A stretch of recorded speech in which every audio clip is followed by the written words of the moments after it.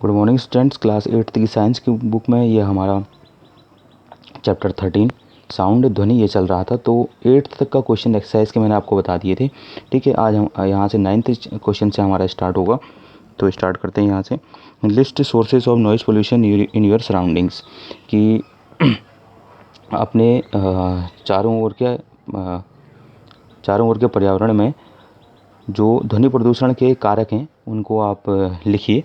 ठीक है, तो इसका आंसर है major causes of noise pollution are sounds of vehicles, explosion including bursting of crackers, machines, loud speaker etcetera. ध्वनि प्रदूषण का मुख्य कारक जो है वाहनों से निकलने वाली आवाज़, विस्फोट, और उन विस्फोटों में जो है पटाखों की आवाज़ भी सम्मिलित है, मशीनों की आवाज़ और लाउड स्पीकर्स की आवाज़। सोर्सेज इन द होम में लीड टू नॉइज़ पोल्यूशन। कुछ ऐसे स्रोत भी हैं जिससे घर के अंदर जो है ध्वनि प्रदूषण बढ़ता है, जैसे कि TV and music system at high volumes, some kitchen appliances, desert coolers, air conditioner all contribute to noise pollution. जैसे कि टीवी हो गया और संगीत सुनने वाले यंत्र हो गए जिनको हम बहुत ऊंची आवाज़ में सुनते हैं, और किचन में यूज होने वाले कुछ ऐसे उपकरण जैसे जूसर, मिक्सर, और डेजर्ट जो कूलर होते हैं, और एयर कंडीशनर जो होते हैं वातानुकूलित। तो ये सभी जो हैं ध्वनि प्रदूषण में जो हैं वो योगदान देते हैं, जो हमारे चारों ओर हमारे सराउंडिंग्स में होता है। ठीक है, तो इसका आंसर था। आपके बाद 10th क्वेश्चन है, explain in what way noise pollution is harmful to humans, कि बताइए कि किस प्रकार से जो ध्वनि प्रदूषण है वो मनुष्य के लिए बहुत घातक होता है या हानिकारक होता है करके। ठीक है,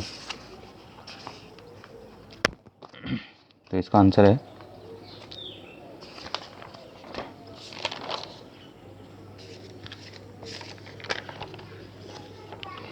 यहाँ से, तो यहाँ पे आंसर 10 हो जाएगा। 10 का आंसर है ये। ठीक है, यहाँ से स्टार्ट है। The presence of excessive noise in the surroundings में cause many health related problems. हमारे चारों ओर के पर्यावरण में ध्वनि की बहुत ज़्यादा मात्रा होने पर जो है बहुत सारी स्वास्थ्य संबंधी रोग उत्पन्न होते हैं, जैसे कि lack of sleep, hypertension, anxiety and many more health disorders. जैसे कि नींद में कमी हो गया, और उक्त यानी हाई ब्लड प्रेशर जिसको कहते हैं हम, और चिड़चिड़ापन।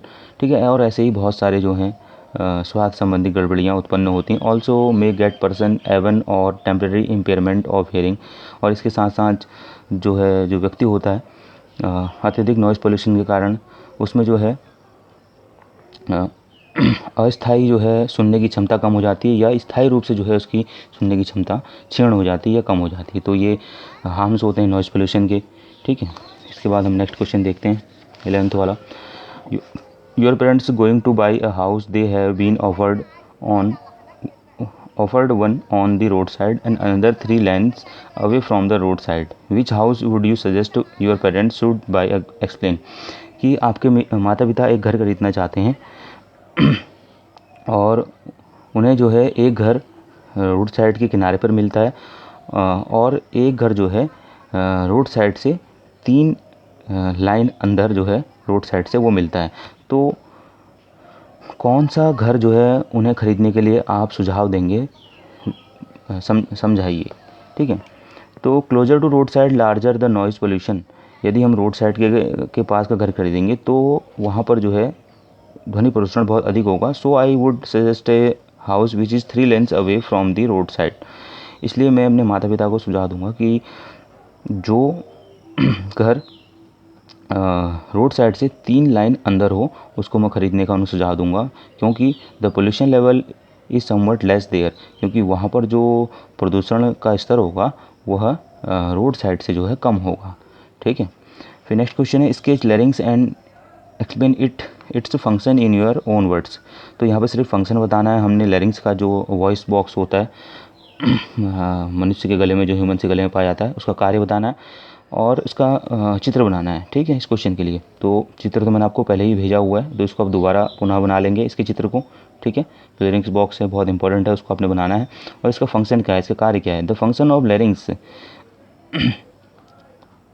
यानी कि कंठ का क्या कार्य है, तो function of larynx is to produce is to produce sound, यानी कि कंठ का कार्य ध्वनि उत्पन्न करना है। ठीक है, तो इसका इतना सा इसका आंसर था, और इसमें साथ में आपने चित्र बना लेना है लैरिंग्स का, यानी कि वॉइस बॉक्स का।